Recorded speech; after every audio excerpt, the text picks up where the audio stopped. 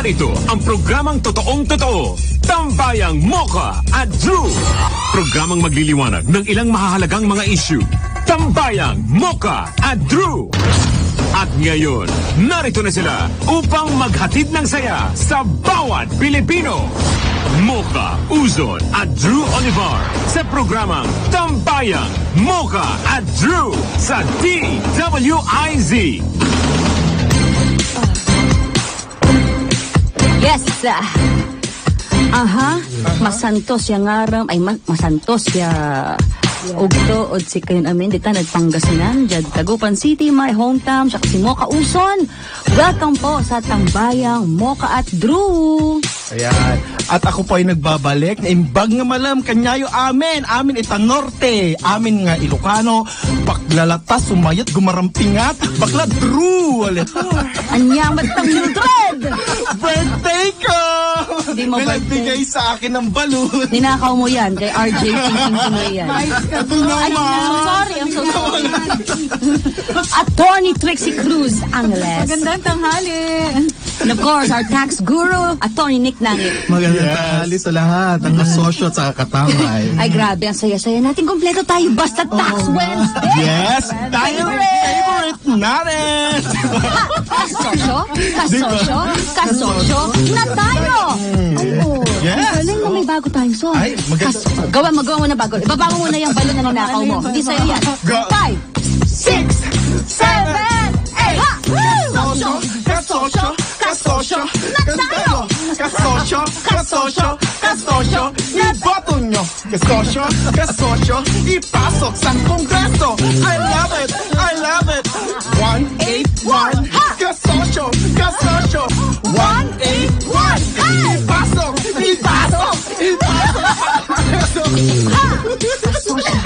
181. Grabe bang klaseng level ng energy? Anong meron? Kayong Toblerone? Nag-stress ako ng Red Bull. Ay, grabe. Sandali lang. Drew, may konti tayong problema. Hindi pa natin nasi-share. Ay, oo. Oo. Sa ating mga kasosyo dyan, i-share nyo. Oo. Share nyo. Alam mo na, Drew, kung anong YouTube and mangyayari. Facebook Live. Oo. Ang ating pong Facebook Live ay syempre po nasa DWIZ 882. Live na po ba tayo? Pakicheck nga kung hindi. Ay, wala pa. Wala pa. Hindi pa tayo Tingnan niyo si YouTube. Kung Ay, hindi naka-live pa tayo na. live. Ay, Ang ganda ng mga sinabi natin. Kasi hindi na. Bongga pa naman yung sayaw ni Drew. Oo. Pinawisan na. Wala sa Facebook? Ay, wala YouTube. Wala pa rin? YouTube po meron. Ayan. Wala pa. I-share muna natin. Oo. Ayan, si Christopher, pakishare na. Take two. Take two natin yan. Ayan. Pero bago tayo mag-take two, syempre gusto ko lang pong pasalamatan. Umuulan po kasi ng unicorn. Kahapon po nagkita kami ni Thinking Pinoy, RJ Nieto. Binigyan niya ako ng baby unicorn. Actually, magkapatid yung baby unicorn niya na nasa van niya. Binigay po niya sa akin yung isa. Yep. So sabi ko, salamat. Tapos ngayon naman, meron naman po, ito yellow unicorn. Thank you po, Ma'am Erin. Ang ganda ng kulay na kinuha ninyo. Bili tayo mama ng Jobus. Tapos, ano gagawin natin dito? Palitan natin kulay, hindi pwedeng ganyan. No. Alam mo, mukhang bakla yung unicorn na yan. Si Tipi lang talaga. Tignan mo naman, Bakit? Ano? tignan mo naman, madam, yung kanya, pilik mata niya talaga. Bilang na bilang, tatlo. Ay, no. Papunta talaga pag ganun talaga, Uy, na-share na ba natin? Yes. Okay, sa mga bagong tune-in. Yes. Kailangan natin ulitin yung ating chant para good Yes. vibes at para maganda. Pero syempre muna, sabay-sabay po tayong lahat pumunta sa DWIZ 882 page. Tapos po, i-click natin yung share doon at para ma-share po sa ating mga Facebook page. Yes. Okay, ayan. So, ayun na nga. Magbabalik po ang tambay. Mocha! Maraming salamat sa inyong pagkakilig. Magbabalik na naman po kami sa mga sa mga balita. sinusuking tindahan. Tayo na naman ang mababalita. Uy, speaking of balita, syempre ang tagapaghatid ng ating good news, Asek Drew Olivar. Sige, good news ka! Okay, ako na po. Si Alati ka, malas. Lako, mag-good news ka na. Okay, Yan damong good news. Ano bang good news ngayon? Bago ang lahat po, ayan po, rest in peace po pala kay James Ingram. Yan. Ay, kailan lang? Namatay niya. Ngayon lang? Ngayon lang. Madam, ang good news na, pero... Sorry. pero ang kwan naman niya, Ano yung favorite song yun ni James Ingram? yung kwan, Just one? Joshua. Just one. Joshua. Joshua. Ilang taon na ba siya? Alam mo, probinsyano. Bakit hindi mo Something yata. Joshua. Ayan. Pero rest in peace, ba't masaya Hindi na tayo masaya. Kasi, alam nyo naman, madam, ang kwan, yan ang pinakamagandang gift, pinakamagandang mangyayari sa buhay mo, ang mamatay ka.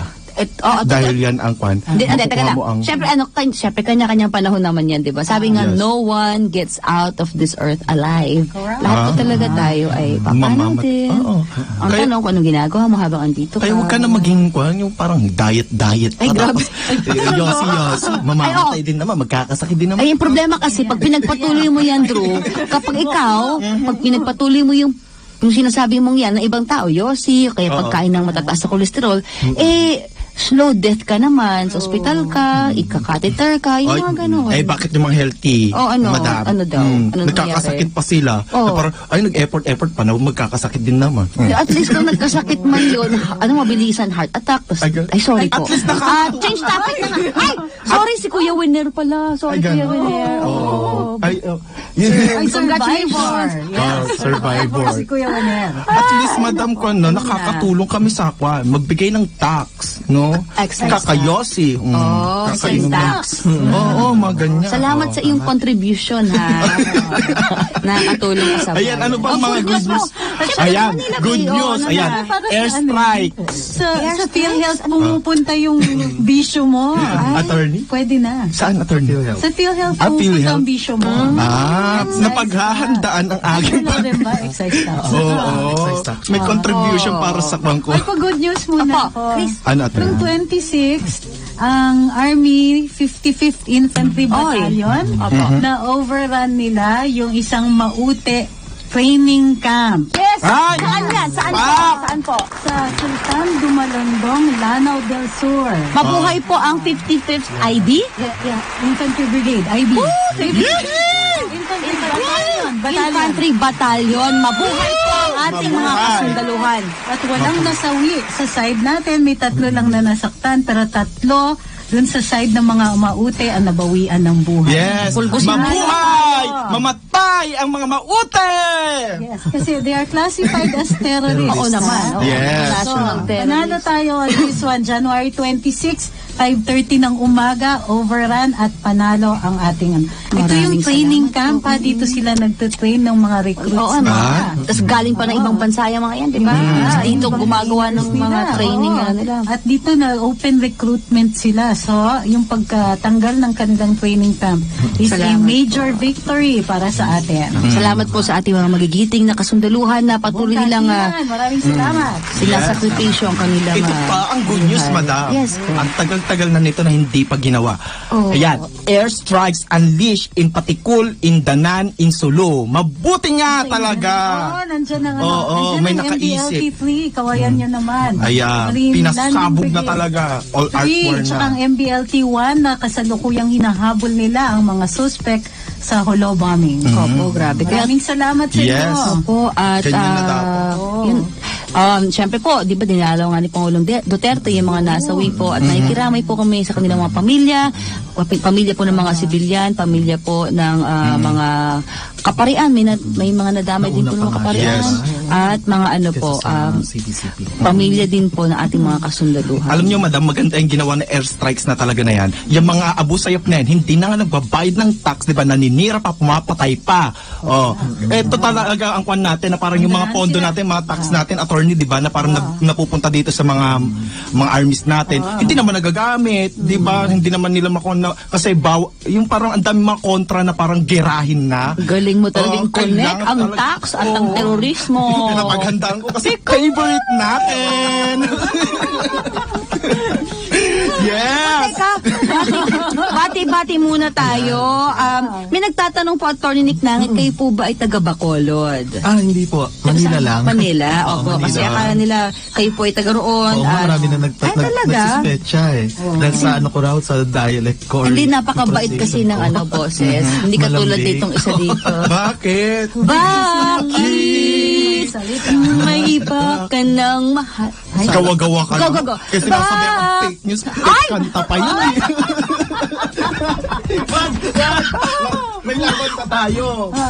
Ikaw, kaya ka nasasabihan, ano ka eh, ikaw kriminal ka sa mga pamphlet jokes mo. Ay, hindi ako pwedeng tawagin kriminal dahil 9 years old na lang ang pwedeng kuhan.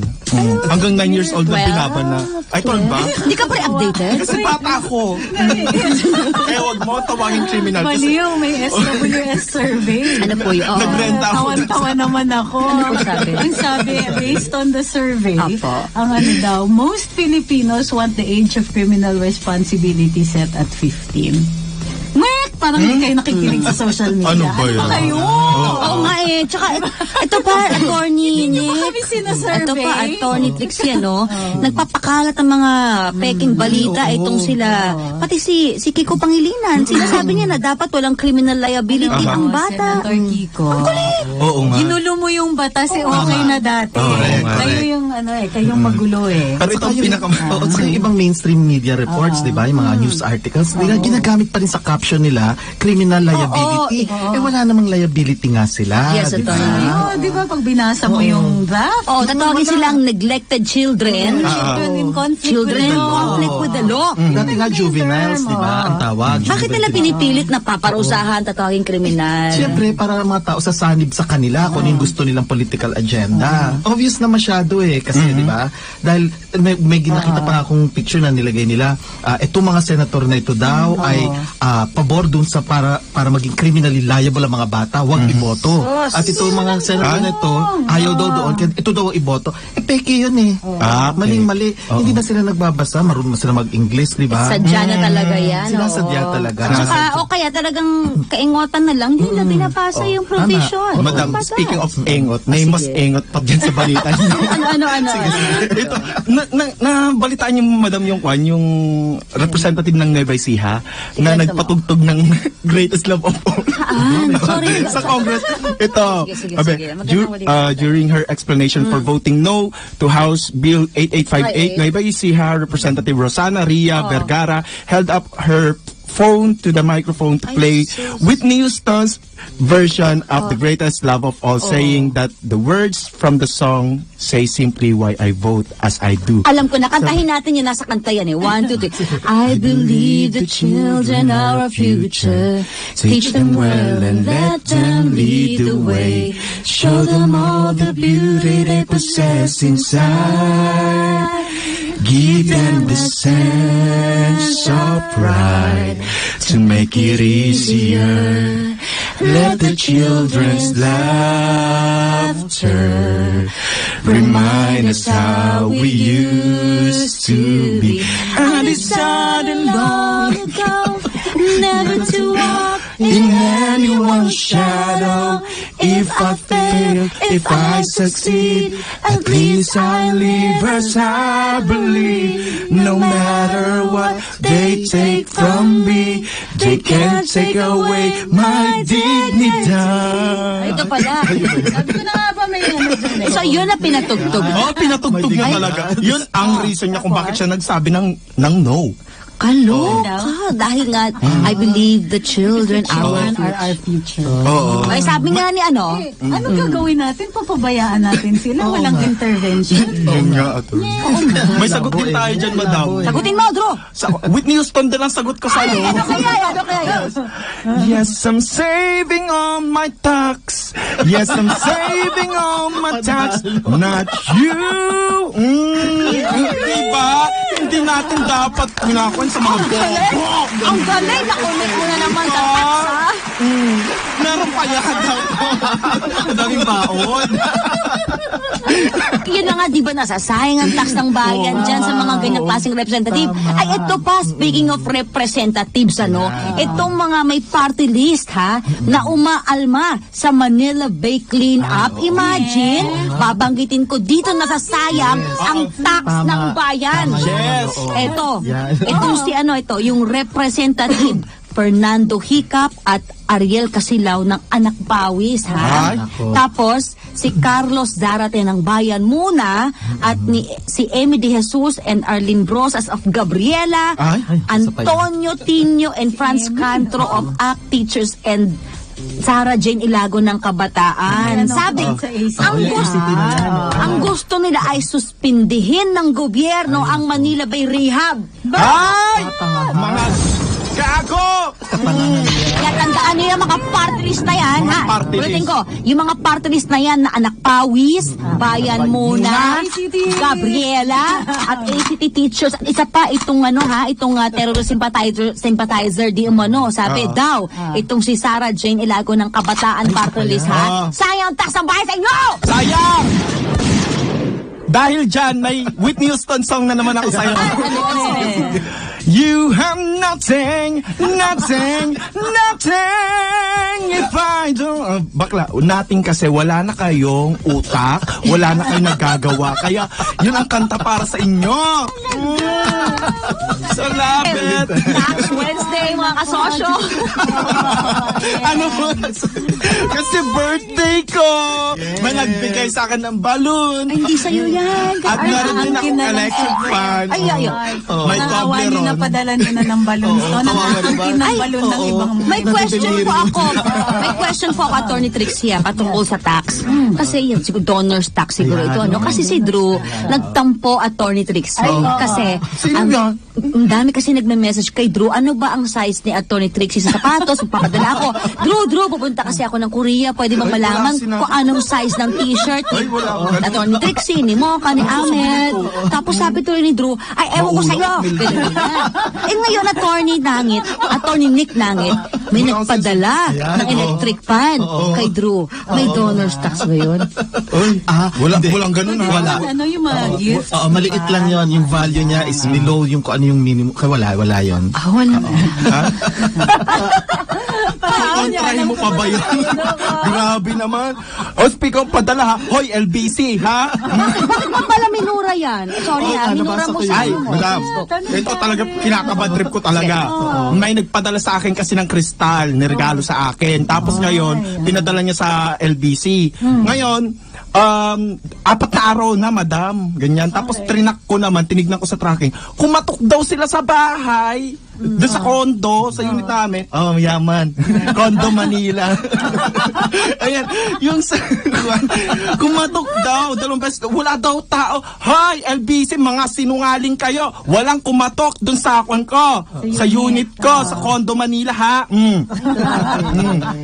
Wala, madam. Kasi dapat, dahil social kami na nakakondo, aakyat muna ang guard, kakatok muna kung may tao doon bago sila paakyatin. Tapos magla-login pa sila. Walang nakalagin, napakasinungaling yun na hindi ako makakain-kain dahil dyan sa kwan na yan. Kaya ako umabsent kahapon.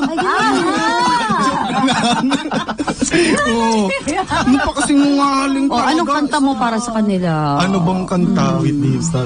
Whitney Houston din ba? Sige nga. Run to you. I wanna run to you. But if I come to you, mag-to-go na lang tayo.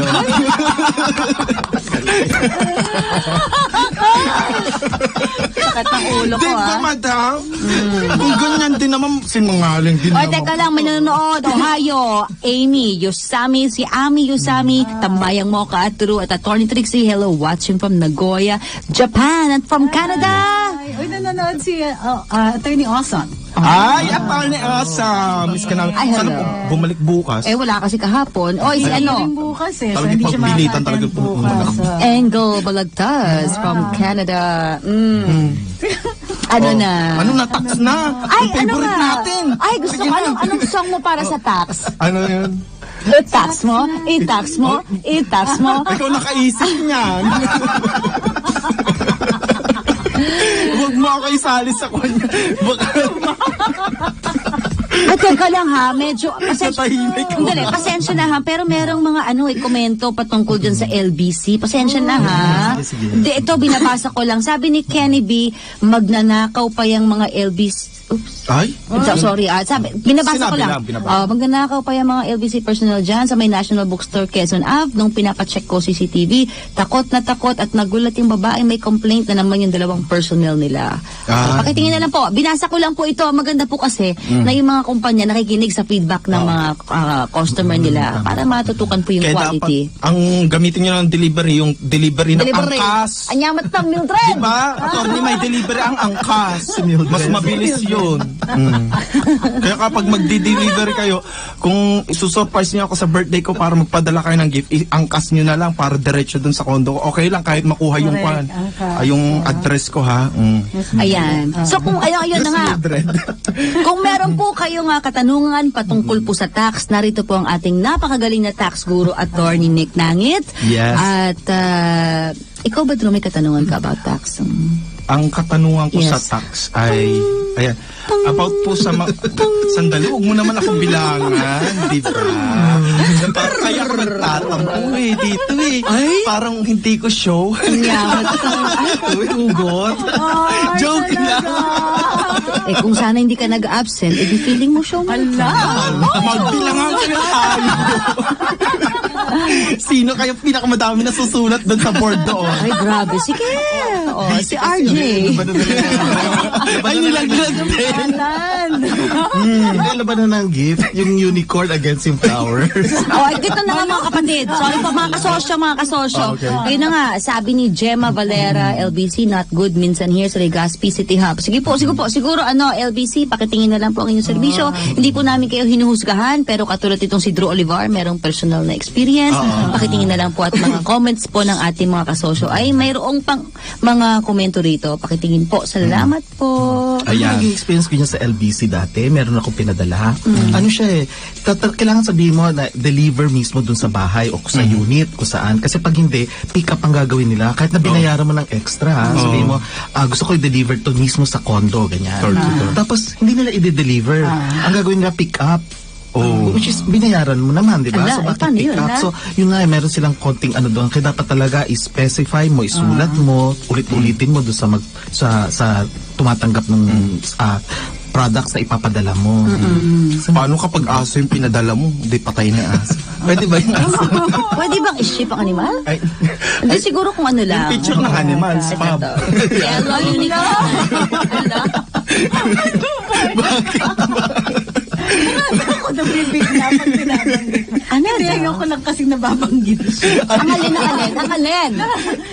Ano ba yan? Para matagal na natin hindi napag-usapan. Hindi, sabi ko, pwede nga ipadala yung picture ng animal si Pop, sabi ko. Ay. Bakit? Ay, sabi nga ni Halloween. sabi nga ni Achi Sas, 'di ba? Hoy, Pinakamagandang animal. sabi nga ni Achi Sas Rogando sa SOT, since natalo nga sa kaso na 'di ba yung kinasuhan niya yung si Franco na ng libel, dahil tinawag nga siyang pangit. Ngayon, ano na daw, hindi na raw krimen natawagin nga gano'n kasi nga na-absuelto. Ugly ogre, di ba? Ogre ba? Lady ogre. Lady ogre ang tawag. Lady ogre. Blogger. Uy, teka! Kung masisave niya ang bansa niya by kissing Jover, papabayaan na lang niya masunog ang mundo. Yun.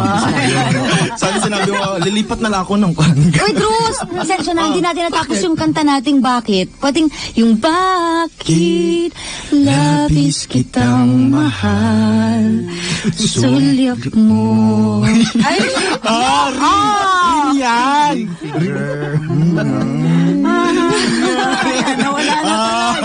Ano na nga yung baliw sa Ilocano? Pagtit. Pabagtit ka.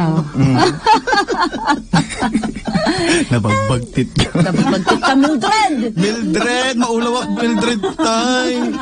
May KBP time tumanan to yung Mildred. Ang tax kailanan. Ay, binabati ko pala. Si kasosyo, volunteer, Ate Dangsky Altamirano sa Firenze, Italia. Buongiorno. In-effort niya talaga yan. Si Ma'am Rachel Gar, siya yung nagpadala ng strawberries. Ay, po, from Japan, salamat po.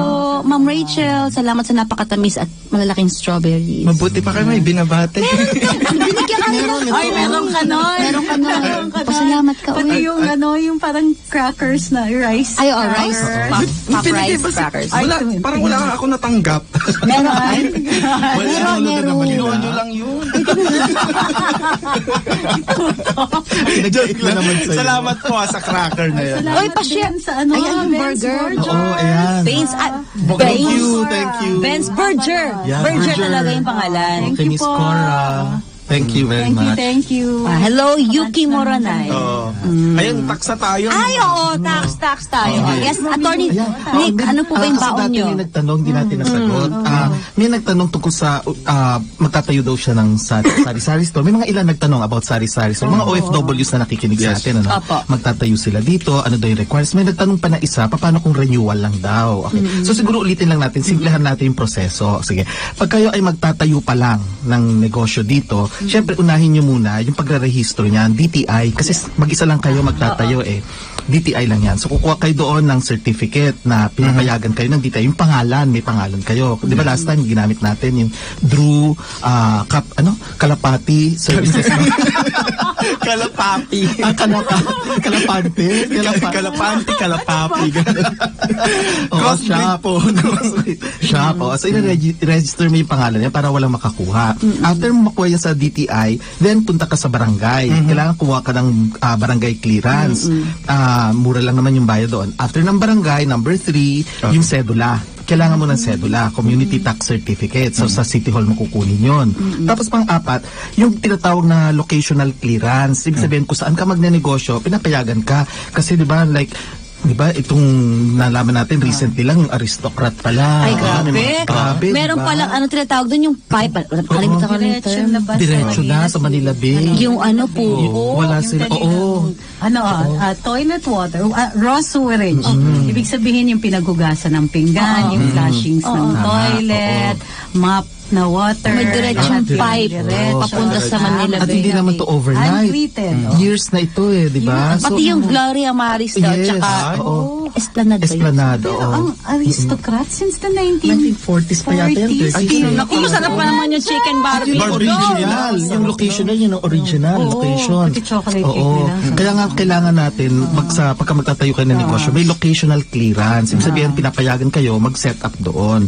Tapos pang-5, kailangan meron din proof ng ownership ng kung saan mo itatayo yung negosyo mo. So, ang sabihin nito, kung ikaw ay mangungupahan lang, yung lease contract mo sa may-ari, papakita mo yon. Xerox lang naman yan lease contract. At saka nakalagay dapat doon, nakasaad doon sa lease contract na pinapayagan ka ng may-ari na magtayo ng negosyo. Kasi minsan bawal sa kontrata mo yon, tapos nagtatayo ka ng negosyo, di ba? So, importante yun. Kung ikaw naman ay pinayagan lang doon pero wala kang bayad, pwede rin yun. Kailangan may permit lang, may written letter na pinapayagan ko to magtayo ng negosyo dito, ako may-ari. Libre, wala siyang bayad. Ngayon, kung ikaw naman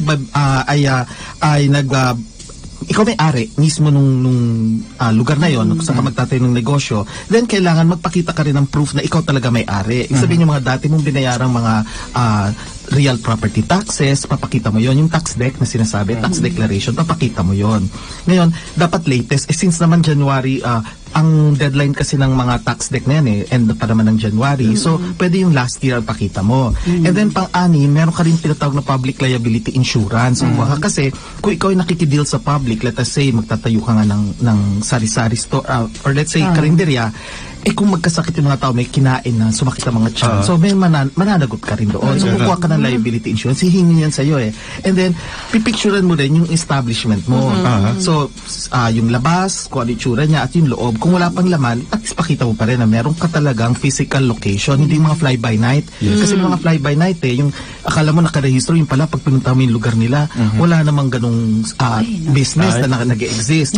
At sketch, i-sketch mo yon yung drawing mo, paano makarating doon sa lugar mo. And then of course, standard na to picturean mo yung ID mo. Kasi hinihingi nila yan. Tapos pirmahan mo rin yung pinicturean mo, Xerox copy, pipirmahan mo na para alam nila na yung pirma mo, yung din ang pirma mo, nalalabas sa lahat ng documents. So yun ang kailangan. May pagka bago pa lang yung negosyo mo, may table sila.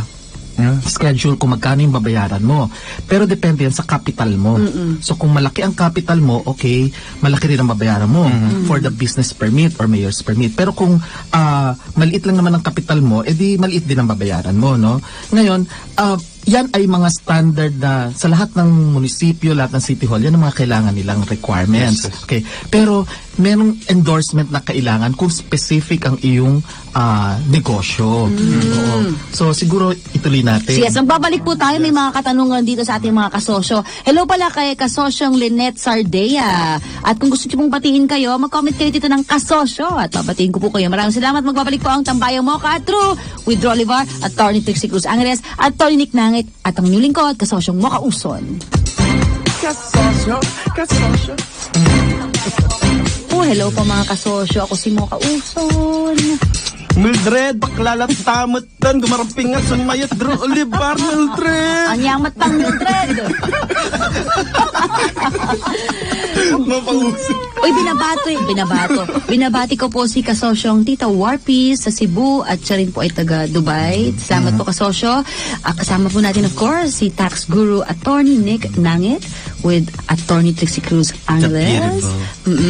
At sige po, ito nga po si Attorney Trixie, may importanteng announcement po tayo. Nanawagan ng ating Pangulo na at naghihikayat na magpabakuna at ipabakuna ang ating mga anak. Papaalala ko lang, ang Republic Act number 10152 ay nagmamandato ng basic immunization for all infants and children dun sa vaccine preventable diseases katulad ng tuberculosis, Importante yan. yung DPT, diphtheria, pertussis, and tetanus, Opo. poliomyelitis, yung MMR, measles, mumps, rubella. Ang rubella po ay yung German measles. Hepatitis B, H influenza type B, and H influenza type B. Wala pa naman dinadagdag ang DOH dito. So, huwag niyo pong papabayaan yung pagdududa ninyo sa Dengvac Iba na po ito. makaapekto dun sa pagbabakuna sa ibang mga diseases. Opo. Sabi nga ni Pangulong Duterte, syempre ayaw niyo naman na maliit yung isang paa ng anak niyo. Kaya please po, pagpapakuna po, yung polio, DPT, measles. Ikaw ba kompleto ka ng bakuna, Drew? Oo naman, madam, pati yung kwan. Ano? Nagpa-contraceptive na rin. Ay, mamabae lang yun. Bakit? Sabi ko na nga, kaya ka ganyan. Estrogen pala yun. Oo. Pinag-iinom mo.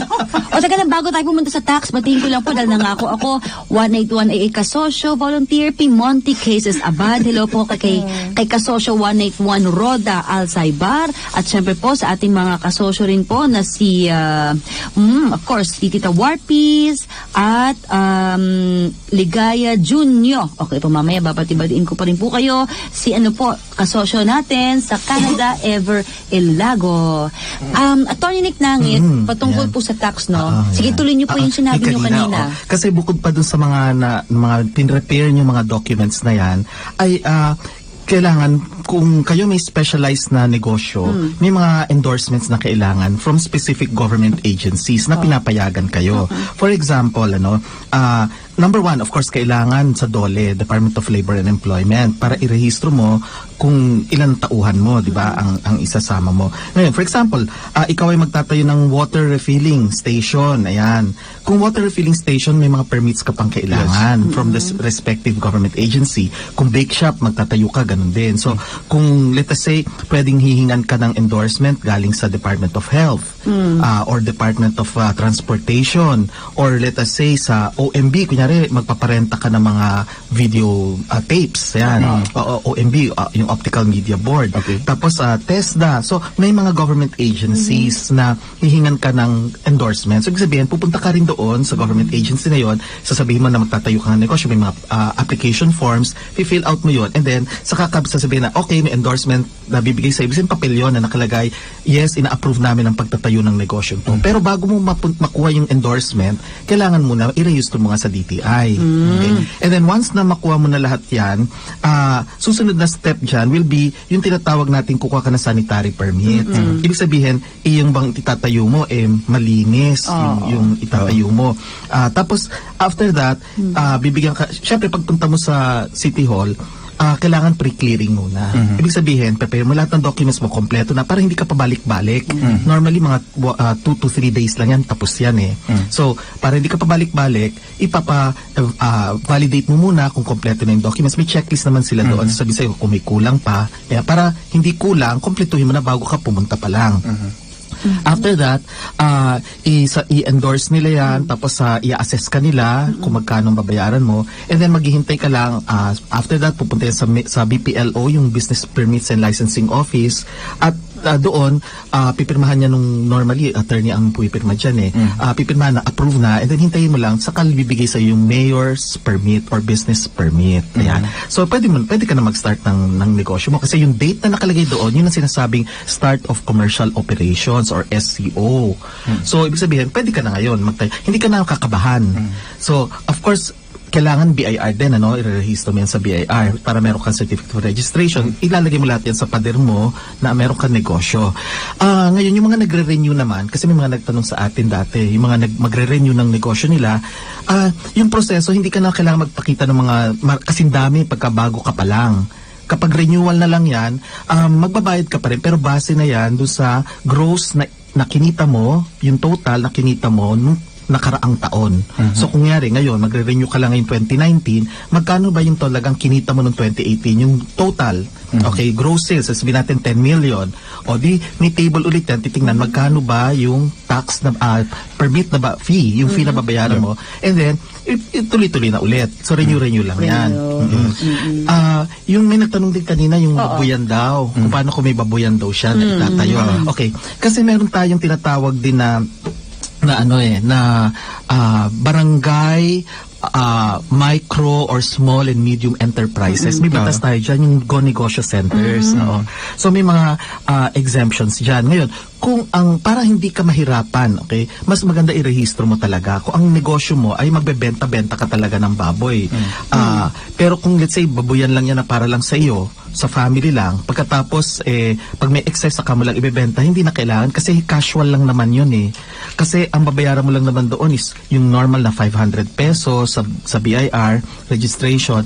Hindi ka naman talaga for business, for family lang. Pero kung ikaw ay magne-negosyo talaga ng babuyan, mas maganda irehistro mo yan. At yung pagrehistro, kailangan may Department of Health din yan. Syempre. Oo, kasi yung dumi niyan, di ba? Oo, at saka yung baka may pests yan, di ba? So kailangan talaga malinis, approve yan. Swine flu pa. Swine flu, So pagka yan ay nakuha mo lahat yan ng permit yan, hindi ka kakabahan. Kasi ibig sabihin, rehistrado ka. Oo. Kaya maganda kompletuhin po yung requirements. Tama, kompletuhin yung requirements. Tapos, merong mga benefits kapag ikaw ay nagtayo nga ng isang yung tinatawag na barangay or micro business enterprise, yung mga maliliit lang. Okay, ang rule kasi kapag hindi naman lalagpas ng 3 million, barangay enterprise ka. So ano mga benefit na makuha mo dyan? Exempt ka sa income tax. Exempt. Bukod pa sa train natin, kapag hindi ka lumagpas ng 250,000 sa isang buong taon, wala kang babayaran ng tax, di ba? Pero bukod pa nga dyan, may batas na tayo na sinasabi kapag ikaw ay barangay enterprise, wala kang babayaran tax, exempt ka. Another exemption mo is yung coverage ng minimum wage. Hindi ka kailangan magbayad ng minimum wage kasi nga maliit lang ang negosyo mo, hindi mo makakaya, hindi kakayanin, di ba? So may exemption ka. Tapos may special credit window pa. Ibig sabihin pwede kang mangutang. Iba yung terms at saka hindi ka hihinga ng mga collateral. Kasi pupunta ka sa bangko, dami-daming papeles na pipirmahan mo, dami. Mahirap, Oo, may bago ng batas, yung may special credit window. At meron ding na bibigyan ka ng assistance pagdating sa technology transfer. Kasi kung let's say, babuyan ang itatayo mo, syempre, paano yung technology dyan?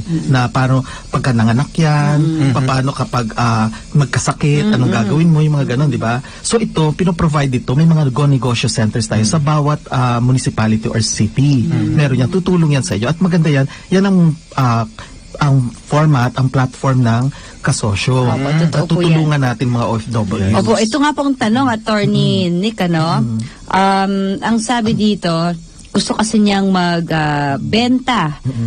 Mamili, tama. Sabi ni Lilith Sedoro Atienza, gusto ko po, attorney, mamili ng palay sa local farmers at magbenta ng bigas sa bayan. Anong gagawin ko para makapag-umpisa? Okay. NFA. Kasi NFA, National NFA Food Authority, clearance. Yun yung endorsement. May requirements na magsasubmit kayo dun sa i-identify nyo kasi yung source, kung saan yun yung binili, yung capacity ninyo at saka kailangan i-indicate ninyo yung pwesto ninyo sa palengke o kung saan ninyo ibebenta. Tama. For At the sa, NFA. yes, at saka kung ikaw naman ay may warehouse din, di ba? Kailangan i-rehistro mo rin yung warehouse mo yan. Kasi mo i-imbak yan. Oo. Subject to inspections yan. Tama. din. Kasi malakihan yata yung banang Oh, yes. Kasi Saka- palay na to, hindi naman Yes. bigas. At saka hindi mo Purong naman palay. correct. Malaki yan, mga warehouse. So, kailangan i-register mo rin yun. Oo. Kasi saan mo ilalagay yan? So, may mga specific government agencies para dyan. Normally, pag ikaw ay pumunta sa City Hall or munisipyo, may nakapaskil naman doon eh. Or pwede ka rin magtanong doon sa officer on duty. Tanungin mo, ano ho ba mga endorsements na kailangan? Kaya nga may pre-clearing muna. Hindi ka basta sugot at kuha ka ng application form, check ka lang din. No. May pre-clearing. Tanungin mo muna, tapos saka mo i-prepare, and then saka ka pumunta, ready na lahat. Huwag kang bibang-biba. Correct. At yung nagtanong, Ano? Huwag bibang-biba, sulat agad. Artista. autograph. Hindi, saka may nagtanong kanina, yung paano kung ano siya, dual citizen. Ay, opo. Ang tanong dito, basahin ko lang po Sabi po dito ni Catherine Bascos, tanong ko lang po, for dual citizen, kailangan po ba magbayad ng tax dyan sa Pilipinas if na-tax ka na rin sa ibang bansa? Okay. Kasi kapag yung business niya is naka-register siya sa abroad, okay? At magtatayo siya rito ng another, parang branch office, dadaan yan sa, again, DTI. DTI. Pero kung corporation yan, SEC. Kasi meron tayong tinatawag na i-register mo siya as a non-resident foreign corporation o kaya as a branch of a foreign corporation. Branch ka ng foreign corporation. Kasi depende kung paano niya itinayo yung negosyo niya sa abroad. Pero dapat, kung ikaw ay dual citizen, may citizenship ka sa ibang bansa, tas Filipino ka rin, at magtatayo ka rito ng negosyo, i-register mo pa rin yan. Yan ang general rule. I-register mo pa rin yung negosyo mo rito. Pwedeng single proprietorship siya, pwedeng branch ng foreign company na itinayo mo. Mas maganda talaga i-register mo para malinis lahat. Oo, kasi may benefit naman eh. Kung maliit lang naman ang capitalization mo, may mga exemptions ka. Ito po, dahil eleksyon, ito, very timely ang tanong ni Ben Cortez Mandap. Sa eleksyon po ba, may tax din po ba ang donors ng mga kandidato? If so, o parang unnamed usually ang narinig namin pag malalaki ang donations. At dapat may donors receipt ba yun? Yeah, normally dapat talaga meron. Basta donation, meron talaga yan. Ngayon, meron nga lang mga sa election code natin na meron magsasabit kaya tanong sa schedule? Statement of contributions and expenses, SOSE. Oo, so may limitations, hindi pwedeng sosobra ng ganito. Kung hindi, delikado ka pag nakita yan ng COMELEC. Magaling ka diba? na lang magtago ka na lang. Hindi ako, may nagtatanong dito. Tinatax daw po. Keychain na nga lang yung ganun. aking namimigay na souvenir. May sample May na ako dito. hamburger na naman. Ay, hamburger, grabe. Kasi birthday ko, hello. Hamburger, salamat, Benz. Burger. Ay, yung kaibigan ko, itatax talaga yung kamo kasi sinabi mo donators. Donators. Uy, batiin ko lang si number 181 AA Kasosyo, Gina Pableo Monsi. Kompleto, salamat Ay, po. binabati ko din pala, madam, yung kuwan ko, baka makalimutan ko, yung pinsan ko, isang buwan na nasa ospital. Ay, bakit? Kasi nurse siya? Ano ba? Joke yun, di ba? Joke ko yun eh. Ay, joke ko yun. Ay, sorry, sorry. Ay, wag ba akong babatuin? Nakalista pa man din yung joke ko na yun. Joke, yun ba yun? yun nga. Na-preempt ko? Sorry. Birthday ko, di ba? Sorry, na-preempt Clown ka ko. talaga sa Ay, attorney, may tanong ako sa'yo ha. Sige. May tanong ako sa'yo. Kasi gusto ko lang talaga gumante nung December. Kasi nagperya ako. Perya. Nagperya ako. Natalo ka ng 5,000 na doon. Perya? Ano yung ba natatapong ka ng piso-piso? Yung drop ball. Oo. Nagkuhan ako natalo ako. Gusto kong gumante talaga kasi hindi ako nakabawi talaga. No? Sila kasi attorney, di ba, na parang every fiesta, tatalon-talon sila, na parang nakakapagbayad ba sila ng tax? Normally, yung, alam mo, Ay. may mga ganyan. Yung mga perya. bumabawi ka talaga. Mabawi Kasi talaga. kaya. Material yun. Malaki yun, 5,000 natalo ka. Malaki Oo. yun. Malaki yan, ha? Kasi alam mo, may mga tinatawag tayo na underground economy. Yung mga negosyo na nag-ooperate pero hindi nagbabayad ng tax. So malamang itong perya na ito, since palipat-lipat sila, baka kumukuha naman yan ng amusement, nagbabayad din ng amusement tax. Tax, yun, Ayun. amusement Sa mga city hall, kasi local tax lang yan eh, yung amusement tax na yan eh. So nagbabayad sila doon kahit napalipat-lipat sila. Ang problema dito is kung nagbabayad ba sila nung national tax, income tax. Kasi baka yung mga nakukuha nila, syempre natatalo ka pagka ikaw ay tumataya or kung anong games na sinasalihan mo, income yun sa kanila. Ang problema, hindi sila nag-i-issue ng receipt. Di ba? Unlike, let us say, Natalo na, may Oo. resibo pa. unlike dun sa... Aray, sakit ng ulo ko. Ouch. Parang mas masakit, ano? Parang sinabuyan pa na asin yung sugat mo eh. Olats ka. Kasi unlike let's say yung sa, di ba merong famous na theme park sa Santa Rosa, di ba? Merong famous theme park doon. Oh, Enchant. Enchant, di ba? Yun, oo. Yun, famous. Pagka bumibili ka ng ticket doon, ano yun, may resibo silang binibigay, di ba? Yun, accountable form yun. Nire-rehistro yan. Pero yung mga perya, wala namang ganun eh. Normally, basta babayad ka lang, tapos bibigyan ka lang ng entrance na maliit na hindi nga nakatatak doon eh. Walang nakalagay na registered yun eh. So, exempted sila. Hindi, Ay, sorry. malamang hindi sila Evasion. nagbabayad ng tax. Oo, evasion. Oo. Pwede ko i-report, may 10% kasi. Yeah. Oh, i-report mo na, mababa. Makakabawi din 10% ako ng sa- alin? Magkano? 10%. 10% informer tax reward. Kapag nagsumbong ka, may 10%. Kagawin natin business, Oh, di sige na. Sabi nga, At ano. non-taxable yan ha. Let's say binayaran kayo. Let's say nakuha mo yung 10%, ano? Net of tax na yan. So, iyong-iyo yun. Ibig sabihin, Saan bang perya yan? Mamaya balikan ka. Gagawa din ako ng application para hanapin yung mga peryahan din sa Pilipinas. para i-report. At ito maganda dyan. Kung gusto mo maging informer, hindi ka kailangan magrehistro na yun ang gagawin mong negosyo mo. Ay! Oo, kasi ang gagawin mo lang naman, magchika-chika ka lang Uy, naman. may kanta yan. Informer. Ikaw lang nakaisip. Mildred! Yamat ng Mildred. Ganon, may Ay, kanta ganon. attorney, meron pa isa. Dahil madami akong utang, gusto kong makabawi ulit. Pag sinisenya si Dion sa labas. Ay, ang gwapo nun. Sino yun? Ewan ko sa inyo, maya ka, Drew. Oh. Hello po, 191 kasosyo from Fujairah, UAE, Rogelio Jr. Tolentino. Ay, yung mga business enterprise, yung mga barangay enterprises pala, kailangan para ma-avail nila yung mga exempt sila sa income tax, exempt kung saan-saan, dapat kumuha muna sila ng Certificate of Authority, CA. Okay. Oo. Kukuha sila yan. Meron kasi tayong government agency din para dyan. Yung merong, para sila, allowed sila na hindi sila magbayad ng tax, kasi hihingan niya ng BIR pagkabayaran na ng tax, April 15, sabihin sa'yo, isusulat mo sa form mo, wala akong mabayaran, exempt ako. Sabihin ng BIR, nasa ng prueba mo, nasa ng proof mo na exempted ka. Malalaman mo lang yon kapag humingi ka ng Certificate of Authority. So, merong ganon. So, kailangan niya sa mga magtatayo ng negosyo for the first time.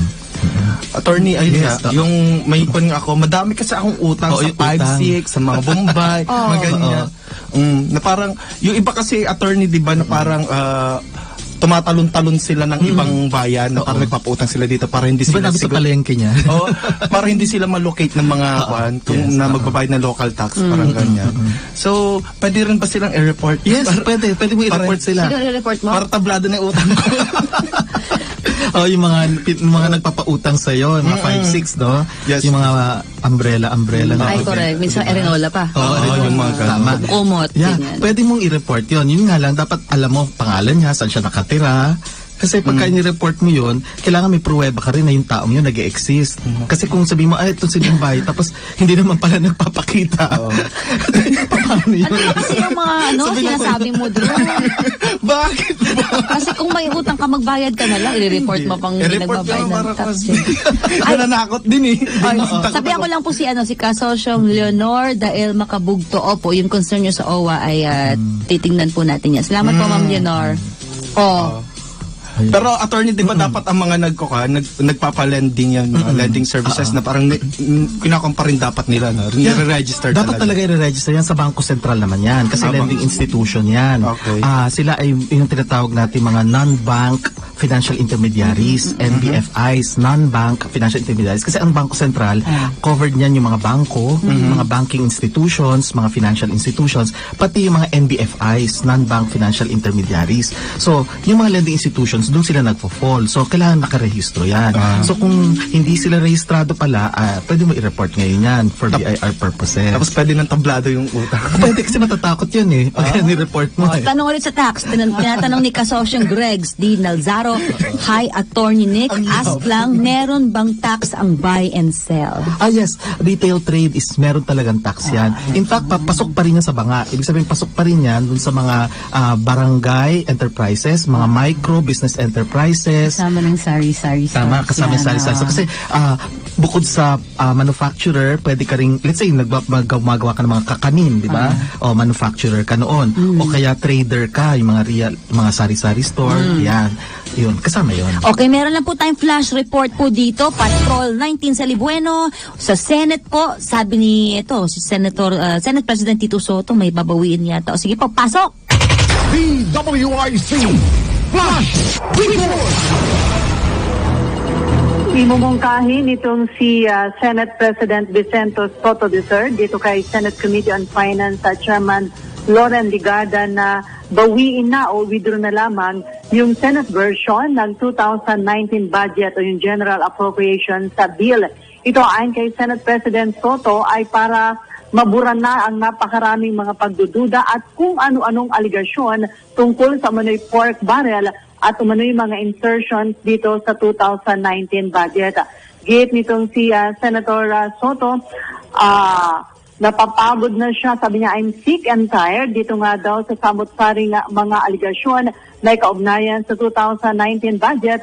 Kung kaya't para matigil na daw itong mga pagdududa at mga aligasyon, ay kanya na imumungkahi kay Senator Loren Ligarda na bawiin na lamang yung Senate version ng 2019 budget at gawin na lang reenacted ang budget ngayong 2019. Matatandaan sa ngayon ay nagsasagawa ng bicameral conference sa committee hearing ukol sa 2019 budget, pero nagtatalo pa rin dahil sa sinasabi na may mga nakitang insertion o mga amendments sa ginawa ang mga senador na umaabot daw sa 190 billion pesos habang sa Kamara naman ay umaabot sa 51 billion pesos. Ito si Patrol 19, Celly Ortega Bueno, nagulat sa DWIZ, may todong lakas, balitang sigurado, tapat na serbisyo sa komentaryo numero 1. Ayan po, nagbabalik po ang tambayang Mocha at Drew.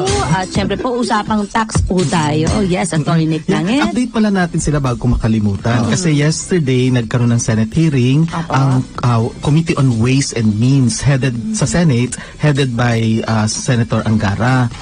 Tapos nandun din si Senator Manny Pacquiao kasi naalala ko before I left the Senate dati, meron siyang proposed bill na taasan na yung excise taxes sa tobacco. At ang daming mga groups ng mga health practitioners, mga doctors na sinasabi lang talagang dapat daw taasan. Pero right now, hindi pa natin alam yung status kasi nga gagawin pa yan yung draft meron kasing office doon sa Senate, yung STSRO, Senate Tax and Research Office. So, gagawin pa nila yan at saka yan pa, committee pa lang yan eh. So, later on pupunta pa yan sa plenary session. Although hinahabol nila matapos kaagad ito para mapirmahan na nga ni President Duterte kasi nga kailangan natin yan for yung universal healthcare natin. Kasi yung makukuha naman dyan na pondo ay gagamitin din naman para sa health ng public, general public. And then, naalala ko lang yung humirit na pala si Kim Henares, former BIR commissioner. Humirit na siya dati. About yung ni-reveal ni Lagreta tungkol kay Alice in Wonderland. Diba? Na-fixer daw si Chris. Na-fixer daw. Humirit na to si ko kung basta social media lang. Ang sinabi lang niya doon na ito daw yung ginagawa ni Lagreta ay comedy script lang daw at hindi yata dapat paniwalaan, ganyan. Tapos sinabi niya na mag-restrain daw, maghinay-hinay itong si Lagreta. Yun lang ang sinagot niya. Ang tanong dito is, bakit una, kung mabigat na paratang yon kasi lumilitaw na fixer at saka anti-graft, di ba? And Corrupt Practices Act, violation yon. Edi sana sinabi niya, magsasampa siya ng kaso against kay Lagreta. Pangalawa, simple lang naman ang isasagot dyan, di ba? Diniscuss natin last time. May proseso ng pag-assess. So, simple naman sabihin niya ganyan, nung time na yon nasa preliminary assessment stage pa lang, PAN, o kaya nandun pa lang sa level na yon kaya pwedeng mag-compromise. Edi tapos ang usapan, kasi confidential lang tax matter matters eh. Hindi yan binubunyag sa publiko eh. Bawal yun. Bawal. O kasi delikado. Kunyari sabi, i-report natin si yung kilala mong mga Mumbai. Muta ako kay Sir Job. Charot. Ay, hindi pala siya Mumbai. Joke lang. Delikado, di ba, buhay nila, kaya hindi binubulgar yan. Kaya nga ang tax practice, medyo tahimik lang yan. Unlike yung mga political cases, palagi public nasa interest public interest cases, cases. nasa TV yan. So, simple lang naman pwede niyang isagot, di ba? Pero hindi niya sinagot directly. Tapos, tuloy magdududa ka kasi alam na ng lahat na siya ay nasa employment ngayon ni Chris Aquino. So, sabi niya, maski daw sa pamilya niya, hindi daw siya gumagawa ng gano'n. Bakit sa ibang tao pa? Precisely nga. Kasi nga, una, syempre pag ikaw in-appoint ng president, natatakot ka mawala ka sa trabaho. Kung hindi mo pagbibigyan ng kapatid ng presidente, pwede ka rin mawalan ng trabaho. At saka pwede ka rin pangakuan na gawin mo to kasi pagka nag-retire na or pagka kukunin kita sa aking business. O di syempre, why will you bite the hand that feeds you, di ba? Correct, syempre. Di ba? So, Ano na yun? simple lang naman, bakit hindi niya i-deny? Hindi niya sinabi na, hindi totoo to, ganyan. Totally hindi rin responsive dun sa nangyayari. So, hindi natin alam kung ano ngayon ang status nito, no? Although, ang present commissioner natin, si Dulay, may naman siya, may power on his own to investigate itong case na ito. Kung yan ay hindi pa nasa fan stage. Kasi pagka nasa fan stage na yan, wala nang compromise na pwedeng gawin dyan. Kasi final na yan eh. Korte na yan eh. So, yun. Attorney, may tanong ako sa inyo. tuloy mo. Kasi di ba yung nasaksihan natin ang Marawi, tapos nasaksihan din natin ang Yolanda, na parang may tax exemption ba yung mga nakon doon? Nawalan sila ng mga habang... Oo. Magandang tanong yan kasi may mga negosyo dyan sa Marawi, sa mga areas na nagkaroon ng terrorist attacks, di ba? May mga negosyo. Tapos biglang hindi sila maka-operate dahil nga sa yung security, di ba? Yes. So, yes, meron sila exemption kasi loss yan. Meron kasi tayong tinatawag na deductible expense. Kumbaga sa income tax mo, may mga expenses ka pwede ibawas. For example, yung sweldo ng mga tauhan mo, pwede mo ibawas yan. Tapos kasama yung loss. Pero yung loss, dapat una gawa ka ng affidavit na talagang may loss. Sabihin mo yung PEDSA at kunan mo ng mga litrato. Kaya ipoprove mo. Tapos yan, pagka nagbayad ka ng income tax mo, yung income tax return nyo, i-attach mo yung mga pictures na yan. By the way, ngayon 4 pages na lang ha. Dati kasi mga 12 and more ang ITR.